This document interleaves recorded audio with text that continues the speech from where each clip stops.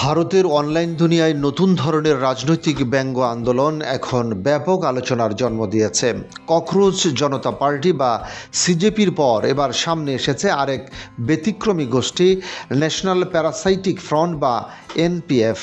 দুটি সংগঠনই মূলত রাজনৈতিক ব্যঙ্গ, সামাজিক হতাশা এবং তরুণদের ক্ষোভকে কেন্দ্র করে গড়ে ওঠা অনলাইন ভিত্তিক আন্দোলন। সামাজিক যোগাযোগ মাধ্যমে ইতিমধ্যেই ব্যাপক জনপ্রিয়তা পেয়েছে এই দুই গোষ্ঠী। বিশেষ করে ভারতের জেনজি তরুণদের মধ্যে এগুলো নিয়ে তৈরি হয়েছে তুমুল আগ্রহ।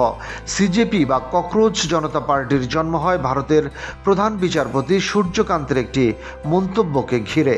তিনি বেকার তরুণ তরুণীদের একাংশকে আরশোলার মতো আচরণকারী বলে মন্তব্য করেছিলেন। তার ভাষ্য ছিল, অনেকে চাকরি বা পেশায় প্রতিষ্ঠিত হতে না পেরে সাংবাদিকতা, সামাজিক যোগাযোগ মাধ্যম কিংবা তথ্য অধিকার কেন্দ্রিক কর্মকাণ্ডে যুক্ত হয়ে সবাইকে আক্রমণ করেন। এই বক্তব্য ঘিরে অনলাইনে ব্যাপক সমালোচনা শুরু হয়। এরপর ক্ষুব্ধ কিছু তরুণ নিজেদের সংগঠিত করে গড়ে তোলে ককরোচ জনতা পার্টি।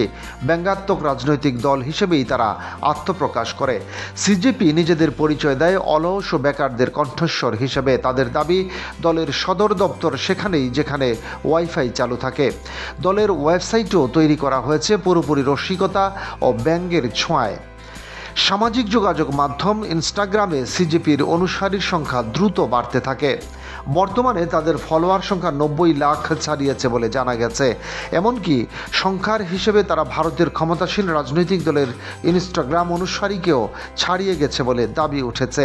এই জনপ্রিয়তার মধ্যেই আবির্ভাব ঘটে ন্যাশনাল প্যারাসাইটিক ফ্রন্ট বা এনপিএফ এর। সিজেপি যেখানে অলস ও বেকারদের প্রতিনিধি হিসেবে পরিচিতি পেয়েছে, সেখানে এনপিএফ নিজেদের তুলে ধরছে প্রতিবাদী তরুণদের প্ল্যাটফর্ম হিসেবে। তাদের বক্তব্যে সমাজের প্রচলিত কাঠামো এবং রাজনৈতিক ব্যবস্থার বিরুদ্ধে ক্ষোভ প্রকাশ পায়।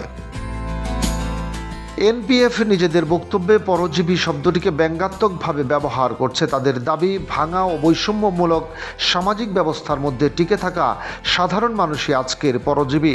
সংগঠনটি অতিরঞ্জিত বিপ্লবী ভাষা, ব্যঙ্গ এবং কৌতুকের মাধ্যমে নিজেদের বক্তব্য তুলে ধরছে। বিশ্লেষকদের মতে এই দুই গোষ্ঠীর উত্থান ভারতের তরুণ সমাজের হতাশা, বেকারত্ব এবং রাজনৈতিক বিচ্ছিন্নতার প্রতিফলন। যদিও সবকিছুই ব্যঙ্গ ও রসিকতার মোড়কে উপস্থাপন করা হচ্ছে, তবু এর ভেতরে লুকিয়ে আছে সমাজ ও রাজনীতি নিয়ে তরুণদের গভীর অসন্তোষ। ডেস্ক রিপোর্ট, বাংলাবাজার পত্রিকা।